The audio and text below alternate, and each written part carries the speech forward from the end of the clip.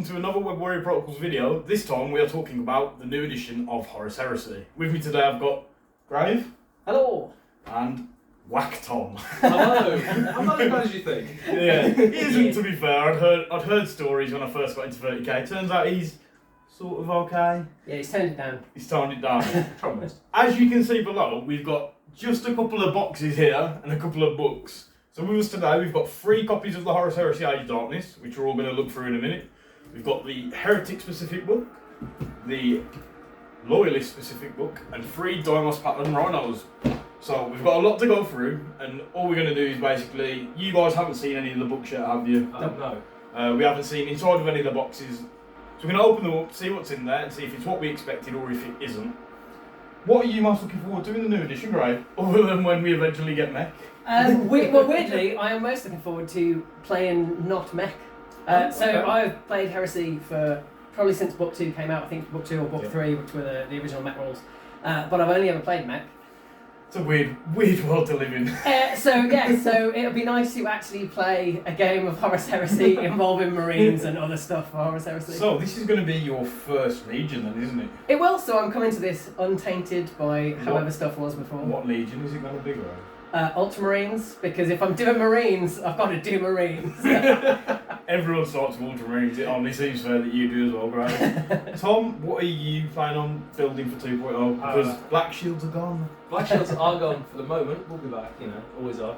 I'm starting Alpha Legion, so I'm looking forward to seeing what sneaky stuff I can get up to and what units are good that I can just flat out steal. Yeah. I've heard something about 20 siege tyrants, which sounds lies. So anyway guys, we're going to jump into the video, crack open the boxes and start looking through what's there. So guys, we've got the boxes, we've taken the wrappers off to save the viewers having to watch us try. It took a while but we got there. So, do you guys want to open up the boxes? Yay! So are these the Praetors, yeah? Yes. The Fat Boy.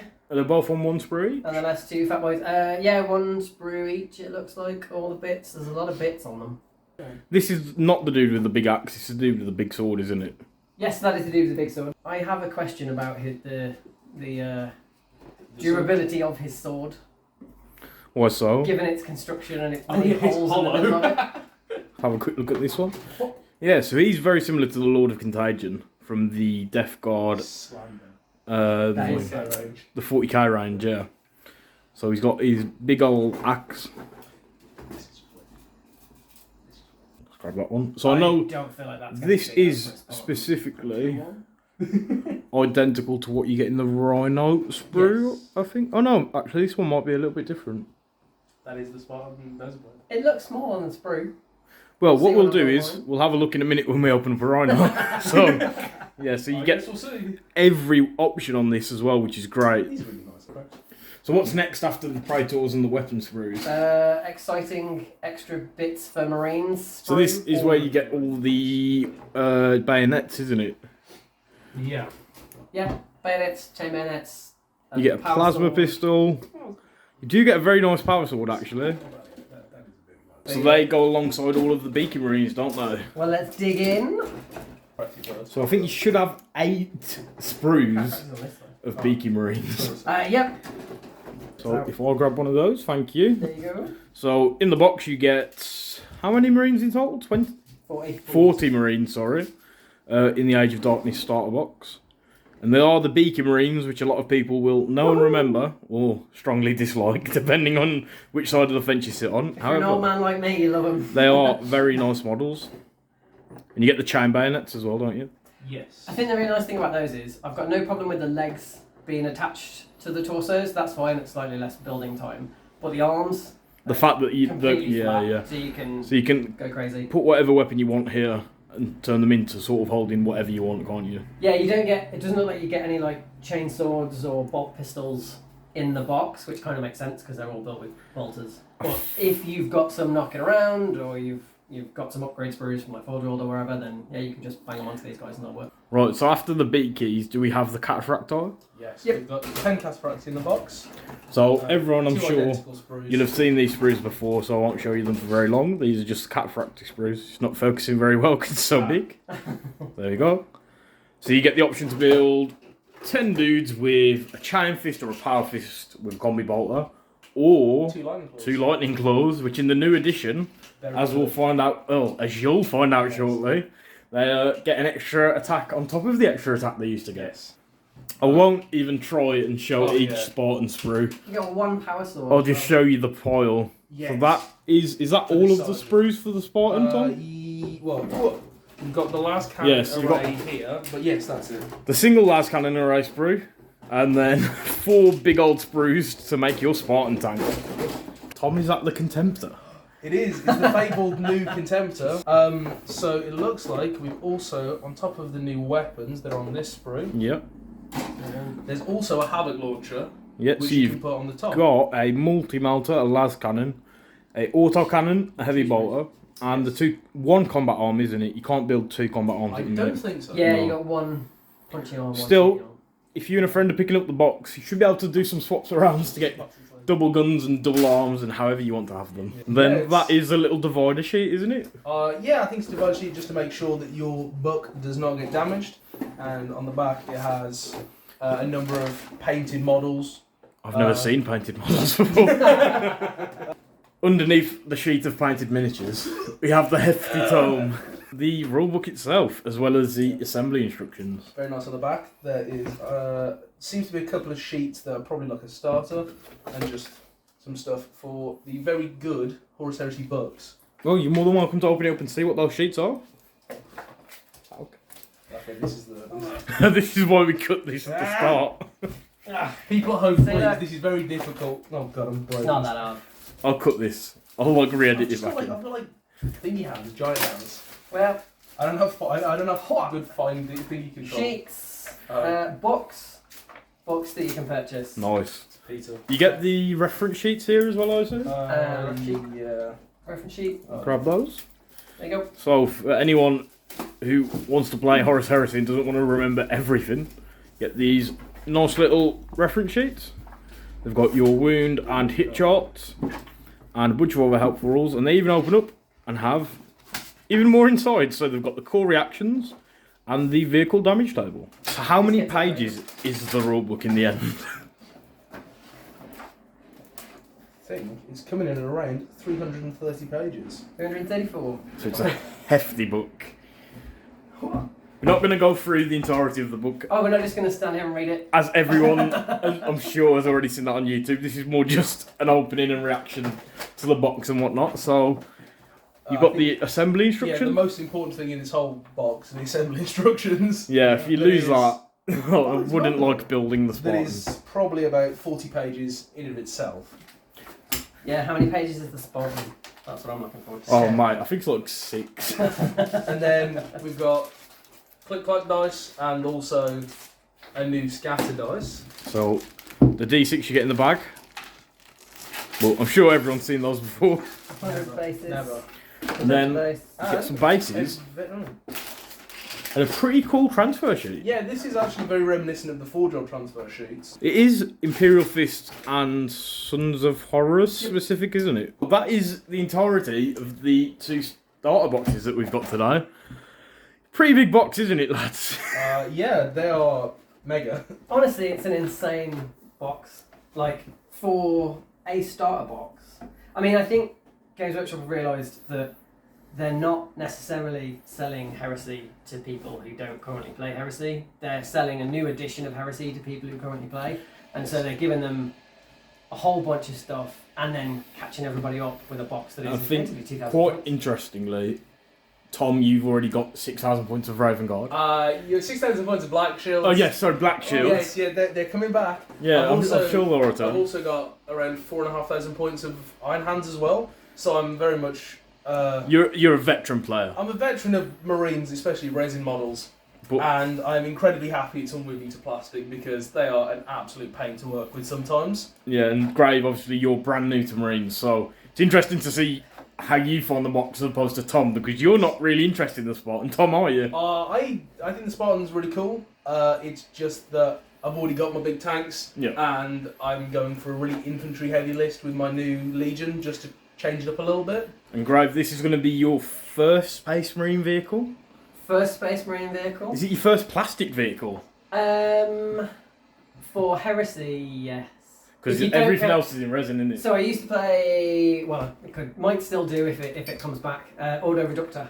Okay. So there are some converted plastic tanks in there for the Auto Reductor artillery They're options. very nice. But as in actual tanks that live and that Games Workshop make, and I haven't made up. Yeah, this will be my first plastic Heresy tank. And actually, I've played 40k for years as well. I've never played Marines. I've never owned a Marine vehicle. Never owned a squad of Terminators in 20 odd years. So it's going to be interesting. So I'm looking forward to Terminators charging out at Spartan. Yeah. I mean, what is more heresy? And like you said, obviously playing mech. I mean, you talk about resin. Yes. There's some very unpleasant Yes. builds in resin in mech, so it'll be nice to build I've some. had many a bad word to say about Vorax. The Vorax are unpleasant. Anything with a cable, Yeah. and a Power Fist cable, Ursarax cables, Daleks. or just like the big tanks. Like, you know, I've got some of the Forge World Krioses, and I've had some that were decent to build and some that were not. Yeah. So I'm interested to see how the Spartan goes together, because obviously Games Workshop Plastic is normally just like, it just goes together. Yeah, Play generally speaking, they go together pretty well. So, guys, that sums up the box sets. Right then, guys, I do have to apologise, as there are some more roadworks going on once again. It's terrible. We had the same issue the other day when we were recording a Marvel Battle Report, so we'll power through though, because sadly we can't avoid Just that. upgrading the studio, right? Yeah, definitely what's going on in the background. £10 million studios getting a new wing. Yeah, we're just having an extension. So, with us now, we've got the Loyalist Astartes book and the Heretic Astartes book. And these are big boy books. These are 340 pages for the Loyalist one. Then the Heretics get an extra 10 pages. We do. Rude. Yeah, we do. So these are some hefty tomes. If you guys just have a flick through them, Yep. they're very high quality, I must say. I was very surprised when I picked them up, as I think the last book I bought was just an Orc Codex for 40k, which was nice, but it wasn't quite this level of really well put together, really well detailed, and just really high quality books. Absolutely. The thing I'm most sort of impressed with is that, as you can see here, all of the core units are in, I think, both Yep. books. Yep. So that, irrespective of who you pick up, you'll always have all of the Legion units here to use. So that's things like your tactical range, your despoilers, all of the heavy support, all of the fast attack, and then halfway through the book roughly, you jump into your Legion and Yeah. Praetor books and whatnot. Yep. Right then, so Grave, you're doing Ultramarines. We don't really have time to do each Legion specifically, although I'm sure you'd both love to. Grave, do you want to have a look at the Ultramarine rules and tell us what they do? Yeah, that sounds awesome. I am just flicking through now, past the less important legions, Wow. Iron Hands, Blood Angels, all of those. Onto the important legions, the 13th. So looking at their Legion trait, their Legion trait's really good. I mean, obviously, I haven't gone through everybody's yet, and I'm sure there are some really, really good ones, but Ultramarines are getting... when rolling to hit for a model with this special rule as part of a shooting attack, you add 1 to the roll to hit if that unit has already been shot by another unit from the Ultramarines army, as long as it's within 6 inches. Sort of like in 40k, it's the only thing I can think is like Marklights. Do you know what they are? Yeah. So kind of like that. I mean, you can certainly see an Ultramarine army that works from one side of the board to the other. That works from one side of the board to the other, shooting its way across. Yeah. So I think you sort of start the chain, put some shots in, get your +1 to hit, and then once that target's hopefully gone down, start chaining onto another thing, really, don't you? And then we haven't really spoke about reactions, but obviously reactions are a new and exciting thing. So the Ultramarines' unique or advanced reaction that they get, they're once per game. They get to... So there's a reaction in the shooting phase that you can shoot back with a unit before you remove the models after you've made the saves. Ultramarines can effectively do that with 2 units. So There's a lot of when words there, but that's- one unit would return fire, a second unit can join them with the fun. Yep. You get 2 units shooting back, and it's only limit. Is there a limit to it, or is it anywhere on the table? The second unit. No, there doesn't appear to be a distance limit on it. So yeah, as long as they've got line of sight, you can't shoot barrage weapons the same as you would with normal. So it's going to hurt that one time when you decide to just take out that last tactical marine and get shot back by a Kratos, isn't it? Yeah, I mean it's one of those, like, there's obviously, if you're building a list around your advanced reaction, you've got to think about the fact that it's only one turn you're going to get this off. But you're probably going to be looking at these shooting reactions early on in the game as units die that you would have previously not been able to shoot, and now you can because you get to do it in your opponent's turn. To be able to shoot 2 different units. It's very I strong. mean, why? I think luckily it's only once per game. I think a lot of people are worried about the reactions, but we've managed to get some games in with the rules that we already had from PDFs and whatnot. And from what I've seen, I don't know how you both feel, the reactions really aren't as bad as what some people think. They're definitely strong, but they're nothing game breaking. No. And I think that the larger games you play, I'm not sure what the standard of Heresy is now, but it'll probably be around 2,500 to 3,000 points. They're definitely less of a force multiplier in those than they are in the very small games. Yeah, if you've got a few units on the board each, at like 1,000 points, and then one of those units gets to shoot in your first turn because it's your turn, and then it gets to shoot in their turn, that's kind of multiplying it more than if you've got 3,000 points on the board. One of your units gets to shoot in your opponent's turn. It's not that bad. And I think I'm quite excited about reactions in this edition. It keeps you engaged. Yeah, definitely. Before we move on, no more funny faces at the Legions you don't like, because you're both now fully on camera. So, Ultramarines. What specific units do the Ultramarines get? Do you want to just give us a quick overview? Yep, so they get obviously Gulliman as their Primarch. He seems very Ultramarine, like his stats are effectively 6 across the board. And he has strategy-related abilities. And I believe every Warlord now, when you take them with their Legion, sort of gets an extra bonus. I can't remember what it's called now. What? So it's Sire of. The Sire of. So the Sire of the Ultramarines, for example, what does that give you? All models with the Legion start his Ultramarine special role in the same army as Gulliman gain +1 to their leadership while he is on the battlefield and not in reserve or removed as casualty. At the start of the battle, before deploying models, an army with Gulliman as its warlord must select one of the following phases: movement, shooting, or assault. And for the duration of the battle, you get an extra reaction in that phase, as long as Gulliman's on the board. Oh no, so it bumps up your reaction count, which I'm pretty sure a lot of Warlord traits already do, but it's nice to have as part of the Sire You rules. get to pick. So obviously all the other Warlord traits are It's fixed. locked into each Warlord trait, isn't it? So that's nice, and obviously being very Ultramarine-y, we get +1. +1 leadership, which is actually really important in the new edition because pinnings sort of come back to bite everyone, hasn't it? Yeah. Because I think a lot of the Legions beforehand were immune to pinning. The Iron Warriors specifically, who I think have actually lost that. I think Death Guard were as well, maybe? Yes, there was a lot of stuff you could do, and also leadership was very high. Yeah, So and even if you weren't immune to pinning, as you said, Tom, leadership tended to be 9 or 10 across the board. However, now, new edition drops right down. So squad sergeants tend to be leadership 8. yes, And your squaddies tend to be leadership 7. yes. Yep. So that +1 leadership is going to come in really handy. Snipe out the command structure. And I think obviously you can't do a reaction if you're pinned as well. So I think pinning is going to be important to try and stop reactions from certain if you units. pin that unit first, get your +1 to hit for being Ultramarines, and then unload into them with all your other units, I think that's going to be the way to do it. Yeah. What other Legion-specific units do you get? So we get the Invictara Suzerains and the Praetorian Breaches. So they're both kind of Breacher squads. Yeah. They've got the big board and shields. One is board and shields and legatine axes, which are amazing. And the other one is board and shields and power swords. They're both pretty strong, I think. Breaches they're both effectively veteran units. Oh, okay. So I'm looking at this, they've got 2 wounds each. I was about to say, vets incredible. all have 2 wounds, don't they? Which is very nice. Their weapon skill 5, which is a big deal in the new edition, because obviously the revision to the weapons table Means that it actually matters in terms of you hitting your opponent what your weapon skill is. Yeah. Because previously, if there were higher weapon skill, you'd still generally need a 4 to hit. 4s until it was double. Yeah, until it was double. Whereas now, if they're even 1 weapon skill ahead of you, it's 5s to hit, which is really big. So that's really good. And you can take Suzerain, the Axe guys, as a command retinue as well if you want to. And Breaches, they're both elite, but obviously if they come as a command retinue, they don't take up a slot. So yeah, I'm looking forward to using a bunch of Praetorian Breaches actually. I think. Going for a very Roman feel, aren't you? Yeah, so lots of bodies with some heavy infantry in the rear line, obviously. Absolutely where swords and shields belong, but... What, behind the guns? Yeah, as a counter-attack force. Oh, okay. That makes total sense. I got this. You mentioned some axes, so they're your Legion-specific war gear, aren't they? Yes. And every Legion gets their own specific war gear. I think they're at the start with your Legion trait. Yes, they will be. Oh, They'll just be there there. they are.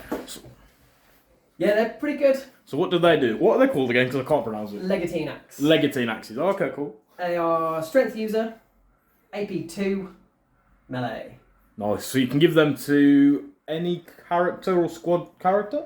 Independent characters, so Okay. you can't give it to like a sergeant. Oh, so squad sergeants can't take them, but all like your praetors, delegate, whatnot. Can Yeah, take them. so yeah, any independent characters can take them, and obviously that squad, the Victorious Suzerains, they all get them. They'll get them as default. Yeah. Oh, that's pretty cool So then. they are pretty meaty, and obviously that is a AP2 weapon, which is kind of getting rarer, it looks like, in this It edition. seems so. Artificer armor stuck around. Yep. But as you said, AP2 sort of dwindled down a little bit. We do have a lot of breaching now, which is a new rule, which sort of substitutes AP2 on things like plasma guns.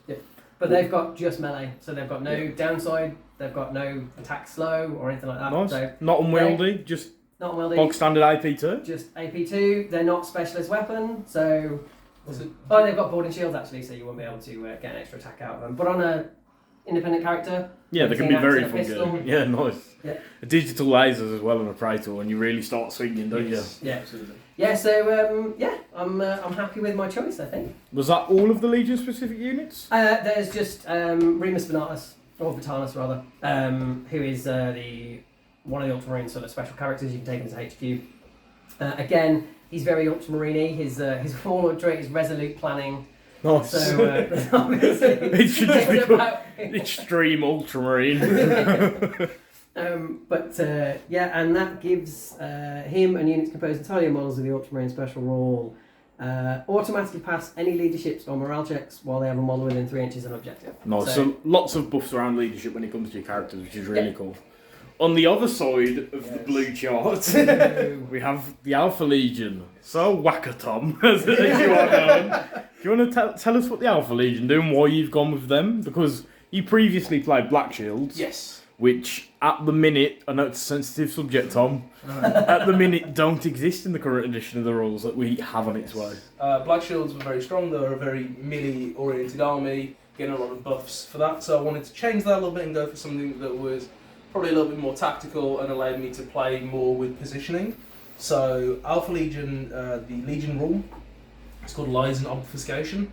So all models are considered to be 2 inches further away than they actually are when measuring range for anything. So for charges, shooting, all reactions. So that allows me to get into threat range with my weapons, but stay outside of reaction range of a lot of legions that do rely heavily on that. Yeah, and I think it also combines really nicely with Shroud Bombs, doesn't Yes, it does. I'm planning to take a lot of Recon Marines that have Shroud Bombs, and the 6 inches that they get in the shooting phase means that when their return fire is happening, they're 8 inches further away. Which is definitely going to be very interesting, is it means you'll be able to sit at 24 with your bolt guns and count as 32 away when they're trying to return fire. Well, I'm planning to run Nemesis bolters, so actually the threat range of that will be even further. So I can hide at the back of the board and not really get Just shot going to have at. a big banner on the screen that comes up with whack at that point. Oh, that isn't the worst of it. But it's what we expect. So, Tom, is there anything else to the Legion trait, or is that its entirety? So, not necessarily the Legion trait, but just a thing of the quirk of the Legion. We have something called Rewards of Treachery. Yeah. So, changing from first edition, we now just can steal a single unit with any army. So, we choose a Legion Astartes special rule, and we can choose any special unit that doesn't have the unique subtype. Get off my So, axis. unfortunately, we can't steal Guilliman. Oh, okay. Oh, You can't that take Typhon or Mortarion from me as well, which makes me No, happy. I know. But you can take some Death Shroud. Yes, I can. So Terminators are probably going to be a big one, just Yeah. due to their resilience. The resilience and their Yes. effectiveness, really. Yeah. I mean, as we said earlier, a big one's going to be the Splash Tyrants, isn't it? Yes. Because you're just going to be seeing them splashed into every Alpha Legion list. Absolutely. I mean, they were strong in first edition. They're even better now. Do the units that you ally in get your Legion rule? Yes. So, I believe what happens is they replace their Legion Astartes keyword with Legion Astartes Alpha Legion, and Yes. then they just act as So whatever you pick those guys. Yeah. counts as further away, Yes. So anything that is heavily buffed by a Legion trait, we do lose because it is just us in their armour. Yeah. So the advanced reaction is actually really interesting. It's something that I haven't seen with any of the other legions. It's called Smoke and Mirrors, and it allows us to, when we take a shooting attack, we get to redeploy the unit 12 inches, and then we scatter d6 inches randomly. So is that when you make a shooting attack? No, sorry, when we take a shooting Okay, attack. so when we receive one. So my Grave Wardens, for example, shoot into your Recon Marines. Yes. I've got into range to avoid all the shenanigans. Yes. Again, whack up here on the screen.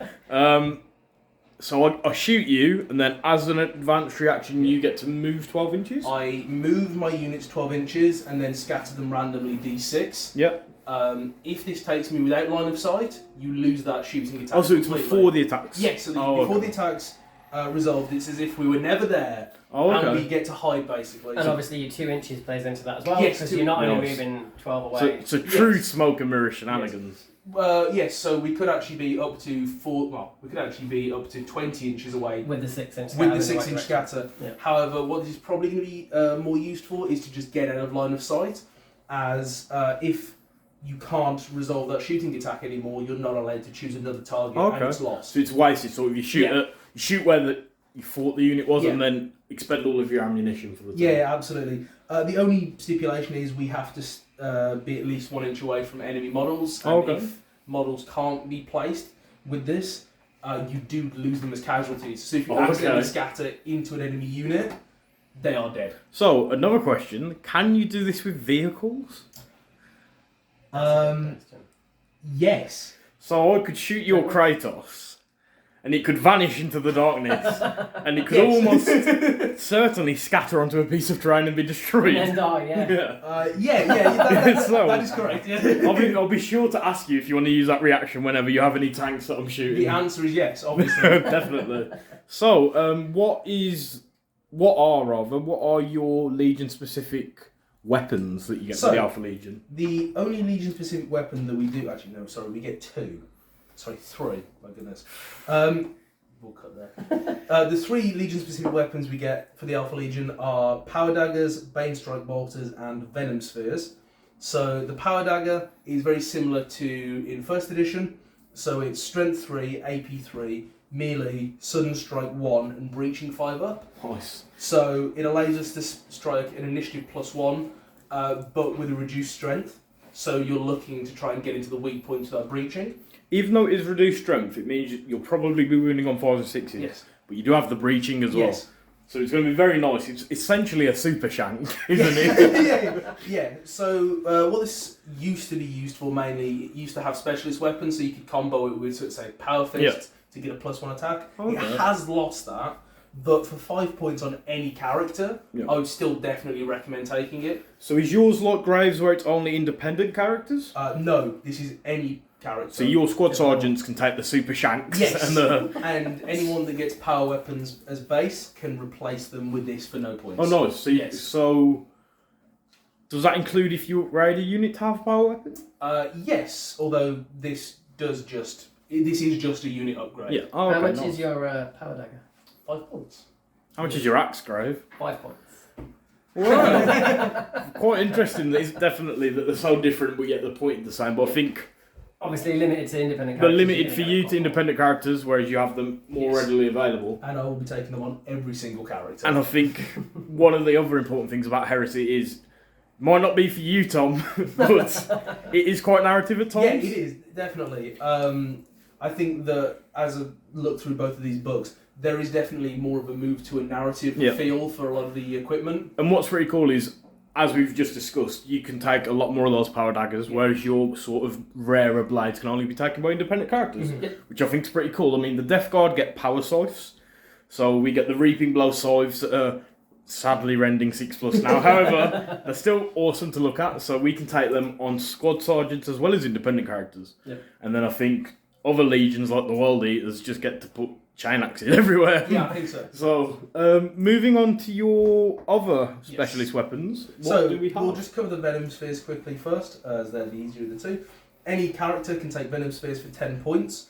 They are 8-inch range, Strength 1, Assault 6, Poison 3 up, and 1 shot. Nice. Assault 6? Yes, so they're basically throwing They're like caltrops. marbles filled with Yeah, poison. yeah. We're throwing poison caltrops. Basically. I think it shows that you study history and you went with caltrops. Yes. And I instead just went with marbles. So, yeah.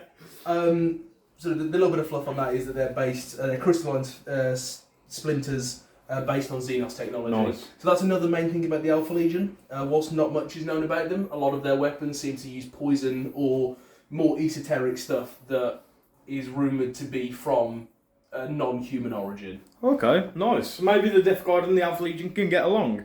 I mean, poison works, right? That's what. I'm not feeling comfortable in this. It's a mutual ground, isn't it? Yeah, Graves looking awfully nervous in between the two traitors. So, you also have another weapon, don't you? So the last thing we have is Bane Strike Bolters, which have also changed quite a bit actually from their first iteration. So any independent character can take a Bane Strike Bolter or a Combi Bane Strike Bolter for 5 points. Yep. And any model in a Legion Seeker squad can change their Kraken Bolters for Bane Strike Bolters for 3. And veteran squads can change their bolters for Bane Strike Bolters for 2 points. So a lot of units can take these, and I'm actually very happy with them. And what do they actually do? So the bolters themselves are 18-inch range, strength 5, AP 4, rapid fire, breaching 6 up. And the combi bolters are the same, but twin-linked. Nice. So there's a lot of versatility there. First off, you're wounding on 3s against other Marines, which is just a lot better, even for 2 points on a veteran squad. And the breaching 6 up is a lot better than what they used to have, which was AP 3 on a 6. Oh, nice. So there's now definitely options for taking out more elite units such as Terminators. So, that's all of the specific war gear for the Alpha Legion. What units do you have? Not as in what ones can you steal, because you can steal anything, right? We do have pretty much any non-unique unit in the game. Yeah, leave my Death Shroud alone. Yes, I'll be taking your suzerain. So firstly, we have a unique Legion console. Yep. So some legions do have sort of unique their own console. Upgrades. Is yours the Saboteur? Yes, mine is the Saboteur. So Saboteurs are a 15-point upgrade for a Centurion. They gain Infiltrate, Scout, and the False Colours rule, and then count as having the Skirmish unit subtype. And they can also only join Legion Seeker squads or Headhunter kill teams, that we'll touch on in a second. They have Melter Bombs, Breacher Charges, and Shroud Bombs at no cost, and can take a Nemesis Bolter for 5 points. So they are actually quite a big threat. Especially with the Melter Bombs and Breacher Charges to vehicles. They're like mini Vigilators almost, that can do a little bit more in combat with the Melter Bomb. Yeah, absolutely. And sort of comboing off that is their False Colours rule, which means that if they're on their own, until they have made a shooting or close combat attack, they cannot be targeted as a shooting target. Oh, that's pretty cool. So can they be charged normally? They can be charged normally. Nor does this special rule restrict the enemy from declaring charges targeting a model. Okay, so you could try and sneakily stay on an objective where your opponent can't do anything. Either they can charge into you, at which point they'll realise it's a whack Toma. It's not an ally, and they can turn on you. I was just envisaging him standing at the back, like next to their HQ Yes. joist, just for the whole game, just chilling out, just but chatting. Yeah. I don't think I'm going to use this a lot, as I've got Vigilators in my list. They are pretty good, actually. I can, envisage this coming in with Infiltrate and strapping a Melter Bomb to your 450-point Kratos and destroying it. Yep. So there's definitely... It's a bit of a glass cannon, though. It's like the Alpha Legion's version of Sly Marble, isn't it? It just pops up with a big-ass bomb and blows somebody up. Yes. So, going on to the big boy himself, Alfarius or Omegon. Who knows? Depending on who knows. He has a whole page of rules. So, we just had to cut a little bit because of some sirens in the background. Yes. Tommy, you were just about to talk to us about the Sire of the Legion rule for Alfarius / Omegon / whoever it is. Yeah, the LF Null. So, at the start of the battle, after all other models have been deployed, including Infiltrate and Scout, which is a very big thing, you can declare up to 3 units with the Legiones Astartes Alpha Legion special rule to redeploy within your own deployment zone or be put into reserves. So this is really good for just manipulating who's on the table and just making sure that you can kind of spring the trap yourself. Do the units you pick have to be from your deployment zone? Or, because it's after infiltrators, Yes. could you move an infiltrating unit from where you infiltrated it back to your deployment. I imagine you can do that. It doesn't say they have to. That be in the seems deployment zone. very Alpha Legion then. Yes. But very strange because you deploy it, move them up and go, hey, back we go. Well, it depends. If you deploy your infiltrators first, Yeah. they may counter deploy and That's true. you'd be left out in the open and die turn one. So it could be good just to safeguard a couple of units that really could be critical later. So the other part of that is Alfaris as its warlord may declare a single phase at the start of any turn in which you gain an additional reaction in the chosen phase. So, So that's yours the is- same, I think all Primarchs Yours are, is every turn, no, at the start of any turn. whereas yours, Grave, was that at the start of the battle?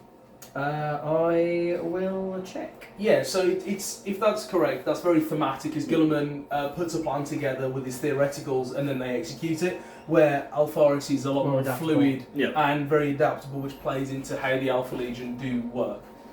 I think it'll be I further that way. am on Gulliman. Big Guilliman. In addition, at the start of the battle, before models are deployed, select a phase Yeah. for So the that's duration of the interesting. battle. Yeah. So you'll get it for the duration of the battle, whereas Tom, you'll be able to adapt a little bit more. Yeah. So, but that does. So the thing is, Guilliman's stays even if he dies. Nope. Oh. For the rest of the battle. Okay. As long for the duration of the battle, an army with him as its warlord gains an additional reaction in the chosen phase, as long as he has not been removed. As So Okay. that's a nice little bit of adaptability Yeah. represented in the Alpha Legion and some more sustained planning beforehand for the Ultramarines. So another one of his rules is at the start of the battle, before any models are deployed, he may be given any one of the special following rules: try infiltrate, scout, or deep strike. The controlling player may select up to 3 friendly units comprised entirely of Alpha Legion to receive the same special rule granted by Alfarius. That's pretty cool. And So- that will include any units that you steal because Yes. they become Alpha Legion units. Yeah, so they effectively are part of our Yep. Legion roster. So yeah, you could give, say, Siege Tyrants infiltrate, Nice. which would be That's pretty Disgusting. gross. Yeah, it's pretty gross. We need to stop there before we give you any more ideas. yeah. I'm not a massive fan of Primarchs, but I think I might be picking one up. Yeah, so what other funky rules does the Alpha Legion come with? So, Alfaris also has something called Insidious Mastermind. At the start of any turn in which Alfaris' controlling player is the active player, and Alfaris is on the battlefield, including when embarked, which is quite a big distinction, the controlling player may grant one of the listed special rules to all Legiones Astartes Alpha Legion. They do not have the vehicle subtype. So, you can either grant them Fleet 2, Preferred Enemy Everything, or Sudden Strike 1. Nice. However, you only get to do each one once per battle, so effectively this rule is only in effect for 3 turns of the game. However, these rules are incredibly... They're very strong. Incredibly strong. Everything. Would the Sudden Strike stack with the Sudden Strike from your Super Shanks? Yes, it would. It would create Sudden Strike 2, which means a Legion Sergeant would be going in Initiative 6. Same as all your veterans with them? Can they take them? It's any character, so... So not the veterans, but your squad not the sergeants. veterans, but the Squad Sergeants and Power Swords would be striking Initiative 5. Nice. So for a round, you just have all these super quick Alpha Legions. Yes, yeah. Somewhat reminiscent of the Harrowing, almost, what you were Yes. telling us about. So yeah, you also have... Alfaris also has a load of his own special rules. The Pythian Scales, his armour. He has a 2-up armour save and a 4-up invulnerable. Fleshbane and Poisoned gain no benefit when rolling to wound against him. And... Well, that makes me very sad as a Death Guard player. yes. Can't just flame at him to death. And if the attacker has no strength characteristic, as such fleshbane weapons do, they're counted as strength 1. Oh, so that's you pretty can't big. actually wound Alfarius. Well, that's very big then for Yes. armies that'll be bringing a lot of those. Yes. Just completely shuts it down, doesn't it? Yeah, the Pale Spear is very good. It's strength user, AP1, melee, armor bane, instant death, 2-handed. Nice. So he will kill anything that he puts. A Primarch weapon then, so Yes. And then the Hydra Spite is his plasma gun. It's 18-inch range, strength 8, AP3, assault 2, rending 4+, master crafted. Nice. So he's an absolute monster. Grave, we didn't really go over Gulliman's weapons. Do you want to quickly have a look at them and let us know what they do before we carry on with the Alpha Legion? Yep. Because he has two weapons, two close combat weapons. Yeah, I feel like he's definitely rocking a sword because as an Ultramarine, he's got to have a Gladius. He does. He's got effectively like a power fist and a power sword. So the Gladius in Candor, which is the power sword type, is +1 strength, AP2, melee, shred, murderous strike on a 5, mastercrafted specialist, and his power fist, effectively the Hand of Dominion. It's strength 10, AP1, melee unwieldy, brutal 2, which is a new rule for this edition, mastercrafted and specialist weapon. So brutal 2 doing effectively 2 wounds for every wound. Mastercraft and specialist weapon. So obviously he's got those 2 weapons together as well. So they're both specialist weapons, so you get another attack out of that. And then he's rocking a gun, the Arbitrator. 18-inch, strength 6, AP3, assault 2, rending 5 plus mastercrafted. So he's nothing too bonkers, but I mean he's solid enough. He's got Primarch stats. He's still going to do some wounds with his Gladius or his punchy hand. So yeah, I mean he's still going to beat. He's still going to hurt, isn't he? Yeah, absolutely. I don't think either of these Primarchs are the beat sticks, say, of Angron or Horus, or even Horus Ascended, but they are a big force or multiplier. Like all Primarchs, once they're on the battlefield, they're huge and they are going to impact the game inevitably.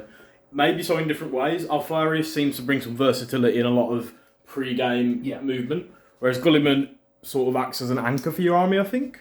Yeah, I mean, he's got an extra rule that we didn't cover, so we weren't going through everything, but at the start of each controlling player's turns, as the active player, as long as Gulliman's on the board, the controlling player may select one of the following options, may not select the same option twice in a row. I've seen this, there's 4, isn't there? Yeah, so he's got this, and then the Rite of War's also got a similar thing.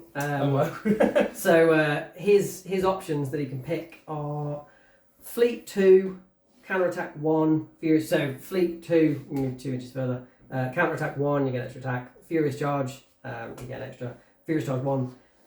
Or the Stubborn special rule.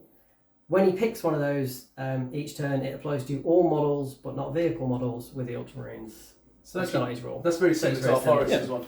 And it may be the case that it's on the other So they're a little bit more closely matched than we may have realised at the start, which is very interesting to see. And they do also have their quirks and unique aspects as well, which is always great. So does that mean that you can actually... Does that mean that you can also combine this with the Logos Lectora as well to get 2 buffs a turn? Yep. So you with the the Rite of War, you could be getting like the +2 movement for -1 weapon skill and ballistic skill, as well as fleet, or as well as counter attack, or you could be getting the +1 to hit in combat or weapon skill, whichever one it is, and Furious Charge. So actually, that's a lot more versatile than so if you're rocking Gulliman, but you are bringing a Primal. Yeah. We haven't really covered the Rite of Wars, just because the video would be very, very long if we did that as well. But there are some funky combinations and some very thematic Rite of Wars out there. Just briefly, for those that don't know, Rite of War essentially adds to your force organisation and lets you build an army more specific to a given theme. Yep. So the Alpha Legion, for example, you have the Coils of the Hydra. We have Coils of the Hydra does play into it, but it's called the. Oh, it is called.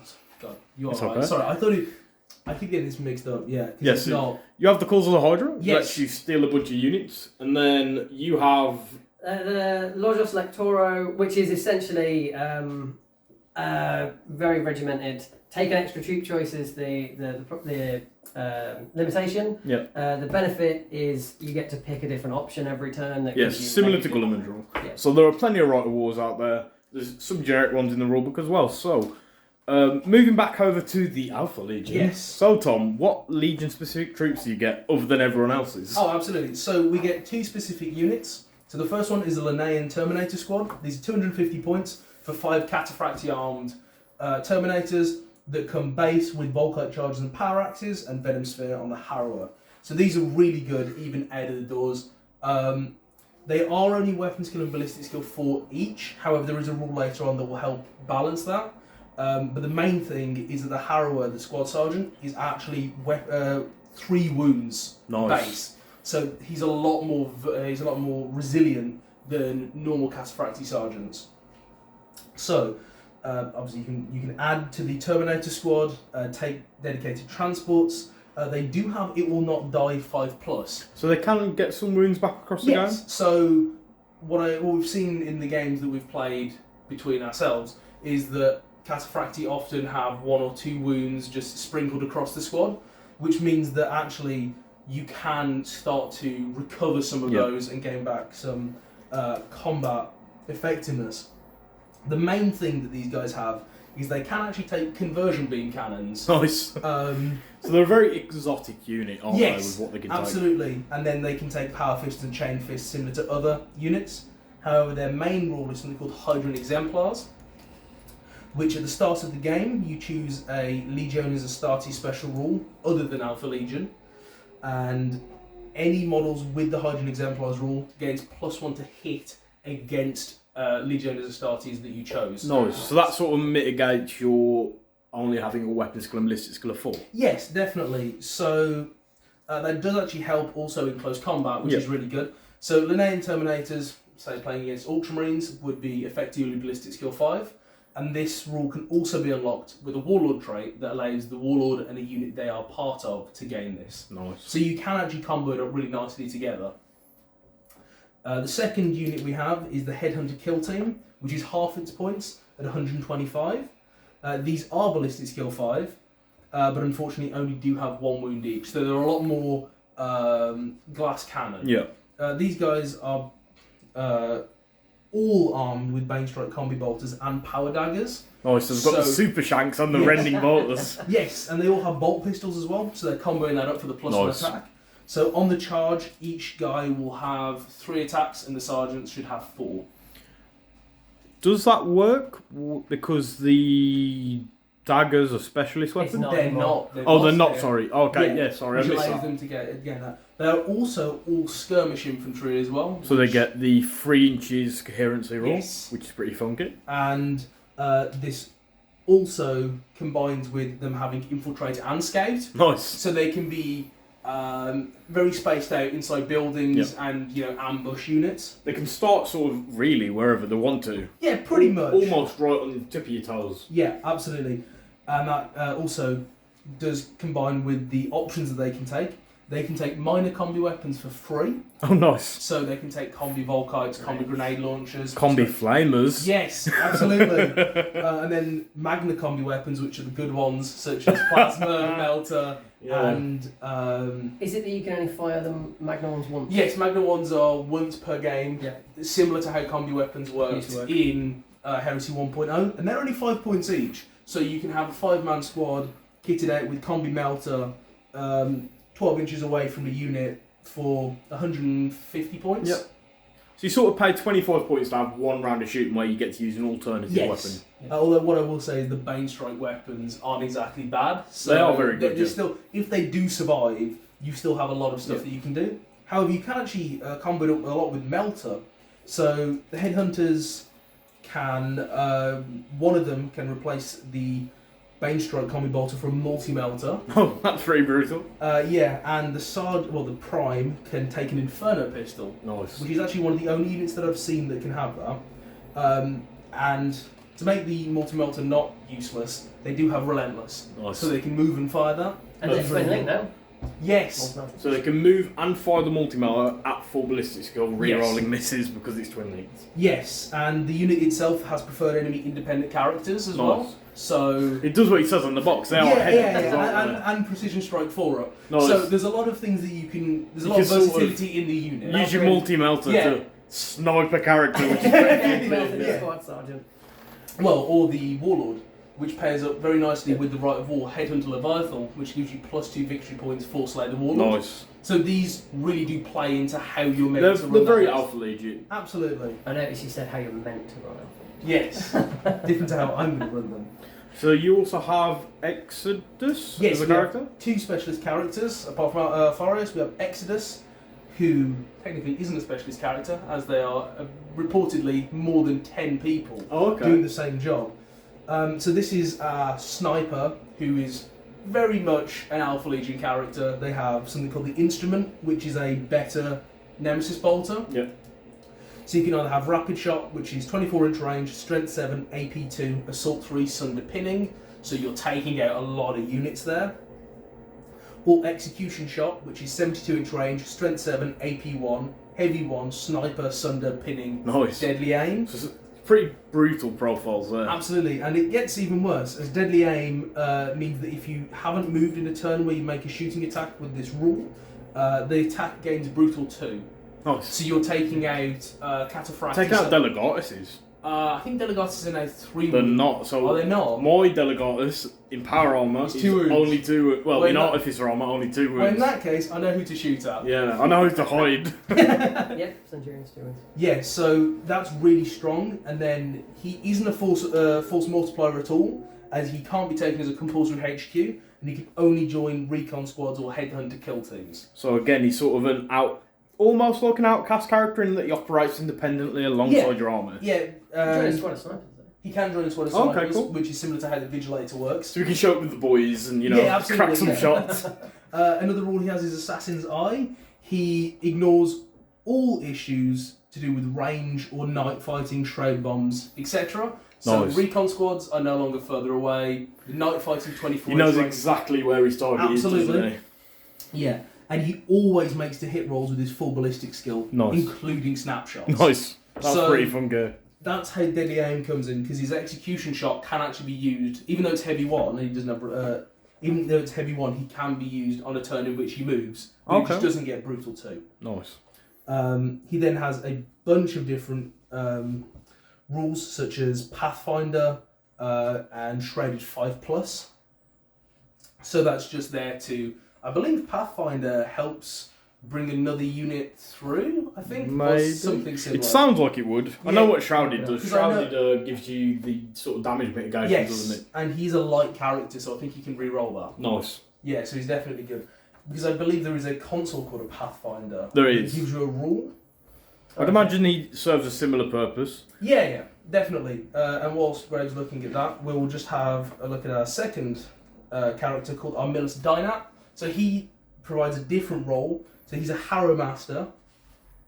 So he has the warlord trait, the Harrowing, which is at the start of the battle, before any models are deployed, the controlling player may choose to select 3 friendly units comprised entirely of models of the Alpha Legion special rule and the infantry unit, and give all of those one of the following rules: infiltrate, scout, or counterattack 1.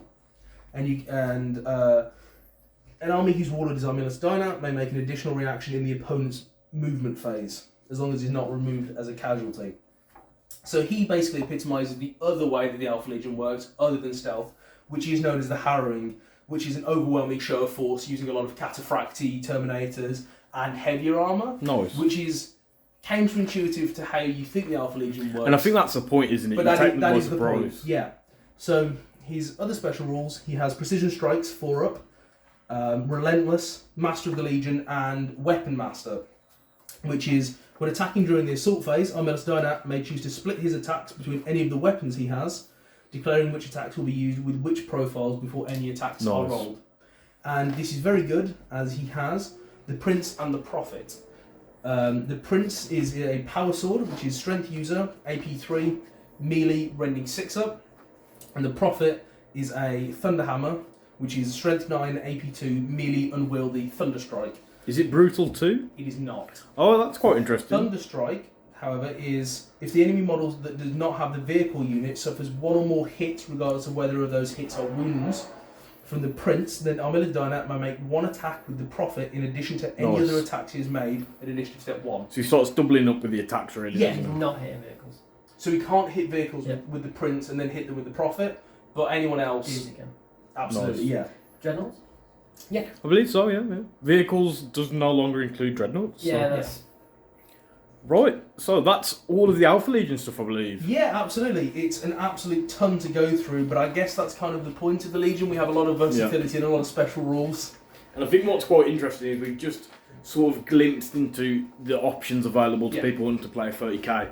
There are 8 other traitor legions, Yes. and there are 8 other loyalist legions as well, aren't Yes. there? So all of that we've just seen for those 2, there's that 8 more times, Yes. all with their own unique flavour of Space Marine, which I think helps add diversity to a game where quite often it is Marine on Marine, but I think it is more of the narrative element and recreating some battles, Yeah. as well as trying to win the game, like Yeah. some people may do. Well, So, It never feels old.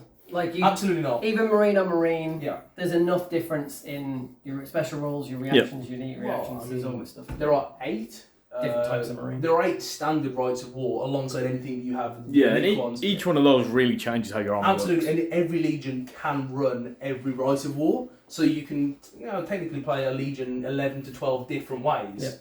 Yeah, definitely. And I think that's what's going to be really interesting. Is it lets. I know you said, Grave, you're going to have your Ultramarines, but you're going to go for 2 army lists almost. Yeah. So that sort of lets you have one that might be lots of infantry, and then one that might be lots of vehicles, which is really cool. Kind of what I'm doing. Nice. Talking of vehicles, the perfect way to transport around all of your Legionnaires has recently been released in plastic, as previously the Diamond Spartan Rhino was Forge World only. Yes, I've recently picked up 3, and I can say that I'm very happy they're coming out in plastic. So, should we quickly take a look at that? Absolutely. Go for it. So do you want to have a quick look at what we get inside the box? Well, the first thing I'm noticing is I've seen this before in the Yep. main box. So this is a vehicle upgrade sprue, if it focuses. Well, it's almost, I think it's identical to the one that you get with the Spartan. Yep. Yeah. So we'll put that down there. Then, Oh, I've got the doors. yeah, so the Rhino now comes on 2 sprues. You've got one that is the main body and the tracks, and then one that is sort of the top plate and the hatches. Yeah, top plate, front plate, Yeah. hatches and sides. Yeah. So if you took us that one, There you Tom. go. So we have one smaller sprue, as we said, with hatches, top plate and whatnot. And then everything else comes on that big sprue to make your full, complete Diamond Rhino. Are either of you guys going to be picking them up? Definitely. I am a little bit of a bean counter sometimes when it comes to transfers, so I do like that you do have a load of these. Yep, you get another transfer sheet in with Yes, this. especially these small ones that are here and here, which on the Imperial Fist side are actually Great Crusade markings, Yep. which is the Imperial League with the Thunderbolts, and then the other side are Chthonian gang markings, Yes. the Crescent. So I really like the little detail that they put into these, sort of that give your characters life. I think you can add a little bit more history to your miniatures Absolutely. with these more specific transfers. Yeah. And it adds a little bit of a story to each one that you build and sort of gives you a reason to use them on your models. So that's the Demon Spartan Rhino. Just a quick look at it. It's what you'd expect from a Rhino kit, obviously, is the reimagining of a previously resin kit in plastic. Some of the parts, such as the exhaust on the side, come in 2 pieces, which I think is to do with the injection moulding. Yeah, it's similar to the 2-piece shoulder pad. I think it's to make sure that they have the round bits. Yeah, the right texture and Perfect, shapes, yeah. isn't it? Which, it's a little bit more building, but overall gives a much better finish. So. Absolutely, yeah. It's similar as I was saying with the Mark 6. It allows you to get just like a better look in the end. So guys, we've taken a look at the box set. We've taken a look at the Legion books, but we decided to quickly go back and go over the rulebooks briefly. We're not going to go over every single aspect of them, as Ash from Guerrilla Miniature Games has done a great job of breaking down the rules, breaking down all the legions. And I don't know about you guys, but before I was making content, Guerrilla Miniature Games was my go-to YouTube content. Yeah, definitely. So big shout out to Ash. You'll probably never hear this, never see this, but big fan of his content, and that's sort of the main reason we won't bother going through everything step by step, because Ash has already done that, and you can check that out over on his channel. What we're going to do is take a quick flick through them, have a look what majorly changed, and then sort of talk about our 3 favourite changes, really. Yep. So, you have a rulebook each. Get ready, get set. I'm already in. Number 1 thing, Caleb Decima. Caleb Decima, definitely. Good start. Also, Oh, look at that. Look at that. Accidentally, I've gone straight to Where the is Alpha he? Legion page. Once more, guys, the camera is on you, so if you want to show anything, you'll have to hold it up. Where's my son? I suppose I'm randomly flicking through, and this is probably an important change. Psychic phase, yeah. Psychic phase. Well, Given there that it isn't isn't really a a phase phase, is anymore. there? So obviously, psychic powers now don't have their own phase. They happen as relevant to the power. So if it's a movement related power, it's movement phase. If it's a shooting related power, Yep. it happens in the shooting phase. So that's been streamlined, and in my opinion, is a good change. Yeah, absolutely. I took librarians before, but because I was playing Players and Sons, but either you had them and you just got the powers off, or the other person also had them and then none of you did anything. So now, definitely my Alpha Legion, I've got a librarian Cataphracti armor. Yep. Just to assist with the Terminators, because they're a really good buff unit now, I think, and they're just a lot more reliable. And then randomly flicking through again, reactions. That's Yes. obviously That's the biggest change for a lot of people, isn't it? Well, it's not a change, it's an addition, I suppose. Yes. Yeah, and obviously I think there's been a lot of mutterings around reactions and command points. Lots of grumbles and. But I see it as a positive. I think anything that makes the game more interactive is a good thing, and this means you're not just walking away and getting a drink for 30 minutes while your opponent moves his fingers. The main thing for me, it's not just the turn where you take your toys off. Yeah. It's the turn where you actually can interact with the game. You can make some tactical decisions. You've both played 30k much longer than I have. Coming over from Marvel Crisis Protocol, one of the best things about that is the fact that you can do things responsively and still engage in the game. And there's never a point where you're just like, oh, okay, you do you, I'll wait.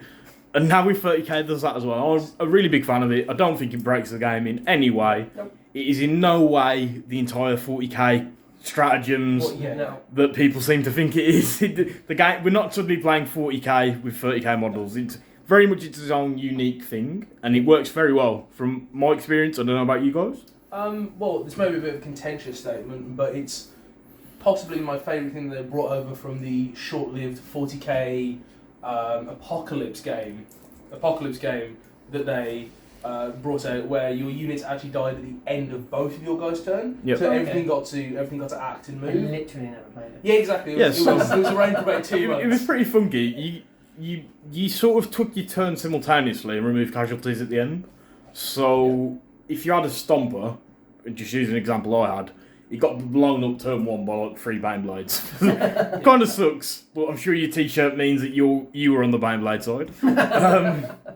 But what you got to do is shoot back with all of the Stomper's weapons in his turn, and then simultaneously the Stomper and one of the Baneblades was destroyed. Yep. Which meant I didn't just take it off without it doing anything. It's a big kit. I spent a lot of time building and surprisingly painting it. My goodness. So it was good to be able to use it. And I think, Tom, what you were going to say is sort of the return fire reaction. Yeah, definitely. I think that anything that allows you to interact with an opponent on their turn is really good, because as you were saying, in 1.0, there is sort of a thing where you can just kind of get a drink, come back, and then get told, like, these 7 models are dead, it's your turn. So yeah, I think anything that keeps you engaged in a game that is 3.5 to 4 hours long is really good. Just quickly, Grave, do you want to give us a brief summary of the movement phase reactions? Yep, sure. So there are 2 standard core reactions that happen in the movement phase. They are advance and withdraw, which are pretty simple. When an enemy unit moves within 12 inches of one of your units, you can choose to react with that unit by either advancing directly towards them, equal to your initiative, or moving directly away from them, equal to your initiative. So that's really handy for your positioning and making sure you're where you want to be, or maybe even making charges a bit longer, especially with like the Alpha Legion. Yeah, because we are then 2 inches further away from definitely. that. Yeah. Tom, do you want to run us through quickly the shooting phase reactions? You've already touched on return fire. Sorry. Oh goodness, sorry, I've just got the bug here.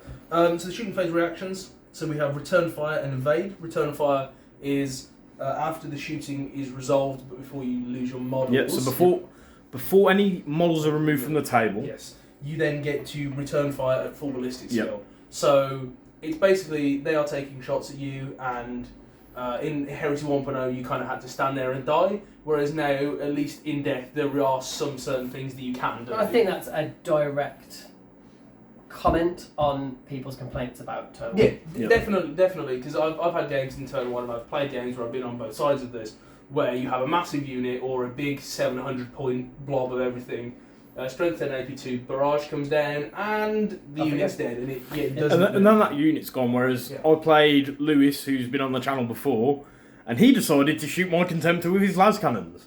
He didn't actually kill it, but I thought, you know what, this seems like a great opportunity to fire back with my plasma cannons. So I managed to take a couple of the heavy support squad down in the process, which makes it much more engaging, and it means you can't just send your biggest guns at their biggest guns. You do have to think a little, maybe even try to bait out their reaction early on in the phase, and then sort of take the opportunity to attack at the most optimal position. Yeah, it adds a bit of thinking. Definitely. Yeah. So the other one is evade, which gives you a shredded 5-up against all wounds inflicted as part of the shooting attack.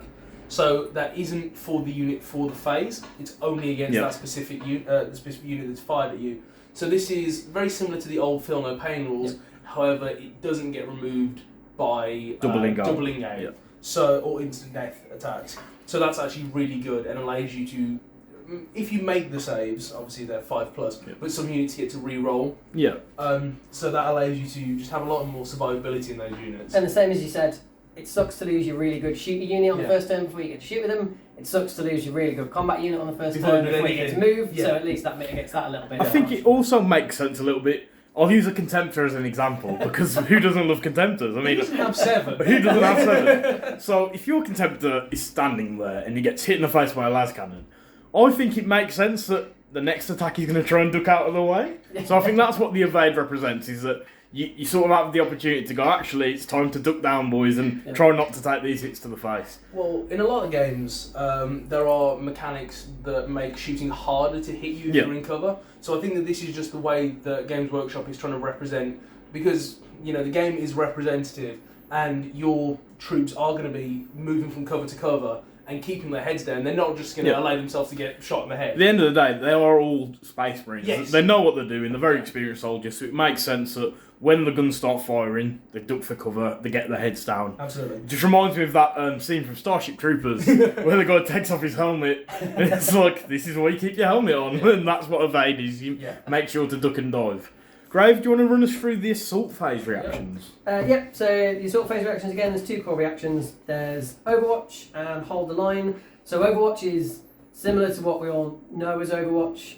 Obviously as a reaction, you can only do it once, barring other special rules that let you do more.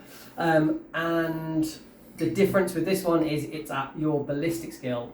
It's not at 6s to hit, like snapshots as it was. So you essentially get a full round of shooting as a unit makes a way into combat with you, which can be brutal if you want to charge something like a Leviathan, because Leviathans can use this reaction, I believe. So it can be devastating. Yeah, I think any unit can use this reaction. The only stipulation is that vehicles can only use defensive weapons, which are those that are strength 6 or lower. So there's no shooting, las cannons. But you can overshoot your heavy bolters. Yeah, absolutely, which are there to stop that. Yeah, it makes sense that you'd be able to whip around these guns and open fire as you're assaulted by an incoming unit. And a point on that as well, this version of Overwatch lets a vehicle do it. Absolutely. Vehicles didn't use to Overwatch in the version 1, so yes, it's only with defensive weapons, but it makes use of those. It does swords open and it heavy up so that bolters, you can do whatever it. you've got. And then the other one is Hold the Line. So again, when your opponent defends a charge, if that check is successful, that's the important thing as well. It's after they've made the charge roll, so you know what's going on. If that check is successful, you can choose to effectively make that charge count as disordered. Yep. That's the other reaction. And that's So if then you take a leadership check, isn't it? Yes, so that one, if you take, your unit must take a morale check. Yep. If the morale check is successful, the enemy units count as disordered. charge. Which, for those that don't know, means you don't get your charging bonuses of an extra attack when you charge in. So that can be really handy to stunt a World Eater's charge into you, just to sort of shut it down. They do still get their Legion specific one, but they won't get the extra attack just for charging in. And interestingly, that one, if they make their charge roll and they don't make it in, it carries over to any other units that then charge that unit. So basically your unit readies itself and braces for all incoming foes, doesn't it? So that's really cool. So that's the reactions. It isn't what people think it is. It's not stratagems joining a game. They're once per phase. Your Warlord will generally give you the ability to do an additional one. Yeah. So my Warlord has the... My Warlord has a Warlord trait. And my Warlord trait lets me do an additional one in the shooting phase. Yep. Tom, So I'm looking at a couple of ones. The one that I'm really interested in is Hydrant Exemplar. So that's similar. So the rule itself is similar to the Linnaeans, but it gives you an extra reaction in the shooting phase, which I think can be really good. Although I do know one called the Mobius configuration does give you an extra one in the movement phase. So I think definitely playing around with Warlord traits to see which one fits your army best will be really strong. Yeah, I think for the Ultramarines one, the one that I've got my eye on is a movement phase one. Yeah. Nice. And I think it's nice to be able to, we've all talked about reactions in terms of not getting shot off the board, but as units move towards you, just to be able to put a little bit of distance, make that charge a little bit And less again, certain. I think it makes sense. And another interesting thing is, we haven't all just chosen a Warlord trait that gives us a reaction inside the shooting phase.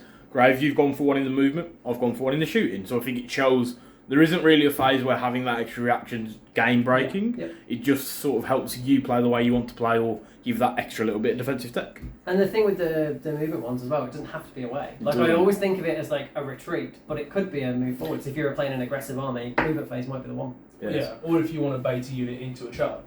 What you can do is sort of block off a unit. So if someone closes in on your veterans and your trusty Contemptor is stood off to the side, your Contemptor can wade in the way and serve even in death as he carries on fighting for either the War Master or the Emperor, blocking your more important units from the incoming charges. Yeah, if you want to get really tactical about it, you can put it in. You can move a unit in next to your unit and effectively prevent charges hitting certain points unless they're multi-charge. Which is really, really good. So, other than that, Tom, I know you like the changes to the wound chart and the ballistic skill chart. Yes, so a lot of the armies I play are quite combat focused, and I think this change to weapon skill is massive. Yeah, sorry, the weapon skill chart. So, unlike other editions where the chart was basically 3s and 4s, now you can hit from 2s to 6s. So if you're the same weapon skill, you hit on 4s. If you're one different, you hit on 5s or 3s. And then it goes very quickly to 6s as the opponent is much higher weapon skill, or 2s if you're very high. And I really like this as it allows you to represent that certain units that are very skilled can basically just avoid being hit at all by sort of more basic units. So, say, Palatine Blades against a tactical squad, one of them is meant to, and probably will under the new rules, come off a lot better than the other. Yeah, I think the weapon skill change is really big. Yeah. I think It's really impactful, sorry Greg, No. it's really impactful for veteran units Yes. as opposed to tactical marines or despoilers. Because previously your tactical marines would charge into some veterans and still hit them on 4s. However, in the new edition, they now need 5s to hit, which I think is representative of the fact that they are less skilled and less experienced fighters. Yep. And it does add a little bit of diversity and a little bit more thinking to where you charge, because you can't just go, oh, I'll charge whatever I want because I hit on 4s anyway. You really have to think and weigh up the odds of winning a combat now. Yeah, I think we haven't seen anything for mech yet, but obviously a lot of the mech units that I use have a generally poor weapon skill, which never really came back to bite me in the past. Fighting Marines, their weapon skill 3, I'm still hitting on 4s, it's fine. I think that's going to be where you hit on 5s, it's definitely going to be a shock to the system, isn't it? Definitely, yeah. So guys, is there anything else in the rulebook you want to go over? Chainswords, I think. Yep. Nice. Is the only other thing that I've really seen that is massively different to me. Before they were just a stylised close combat weapon. Yeah, they didn't really have much impact previously, did Absolutely they? not. The only one that really had much impact were chain axes, which I implemented quite a bit, which were just +1 strength and AP4. Yeah. So now what's really good, they are less prevalent, but chain weapons are now shred. So I think a unit of despoilers, whilst hitting veterans on 5s, if they do get through and you're lucky, or you have some way to buff their weapon skill, you're really going to be putting the hurt in. Yeah, I think shreds are really good. It's nice to see that chainswords are not combat blades. Absolutely. Definitely. I mean, like, They aren't at the end of the day, and I think Shred's really representative of that. Yeah. And it also means if you're charging a Contemptor, you can still manage to push through some wounds because Shred's going to help you chew through that higher toughness. Absolutely, definitely. We see in the books chainswords, acting as basically just massive mulching weapons that can chew through armour, and it's really nice to see that. I think it's rules representing narrative again. It's just going back and just making sure that all of these things feel right. Yep. And I think it wouldn't be complete without having dropped 100 hints just talking about Contemptors for a second, or Dreadnoughts generally. So Dreadnoughts now, I'll take the lead on this one, boys. Our local expert. Yeah, so Dreadnoughts now get toughness rather than armour values. So what this means is they are a lot more resilient in some ways, however they can now be wounded by a lot of lower strength weapons. Yes. But they do have a 2-up armour save, so they are very tanky. Bolt guns and chainswords can eventually push through some damage, but the Contemptors are usually able to shrug that off. They have a high movement characteristic, so Contemptors move 8 inches. Yep. Leviathans are a little bit different, they're a little bit slower, but they are much tankier with toughness 8. And it's just really interesting for me at least, because they now feel how they should. Because previously I felt, I've said it already with Luce, they're just have a melter bomb strapped to the side of them and go bang, and that was sort of the end of the venerable warrior that had fought for either the Emperor or the War Master for years. So they're much more fitting to sort of their background and the feel of them now, I think. Definitely. And as well as the wounds change, obviously the weapon skill change that we mentioned affects them as well. As Contemptors are weapon skill 5, yeah, so it means that you do have to... You can try. I know, Grave, you're a fan of the idea of bogging down Contemptors with Tactical Marines, but they will struggle to do anything to it, and I think they will eventually succumb to the more skilled fighter in the Contemptor. If you're going to do that, you need to hope that you make morale checks. Yeah, like you're going to be making a ton of morale checks because you're going to lose every round of combat against a Yeah, Are you definitely. sure you're not a word bearer? I'm Sacrificing all your men? I'm not sending militia in. You're sending the infinitely more valuable units in tonight. So, guys, we've gone through all of the new boxes that we've got. We've gone through all of the new rules. Tom, Grave, I think we're definitely all big fans of the new changes. Yeah, absolutely. Yeah. I'll be picking up my box from down at Boarding Brum. I will as well, actually, yeah. Ditto. Yep. Pretty sure you're getting 2, aren't you?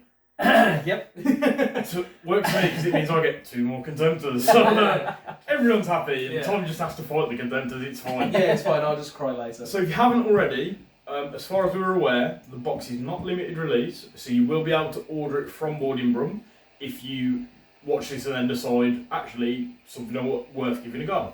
I definitely think it is. It's easy for us to say that, but check out, as I said, Ash from Gorilla Miniatures Gaming videos. He does a much more detailed breakdown of sort of the books and the way it all interacts. This was just a nice, quick overview between the three of us of the box contents, the book contents, and sort of the sprues. So if you've taken the time to watch this, thank you. And we're going to actually have some Horus Heresy 2.0 battle reports in the future.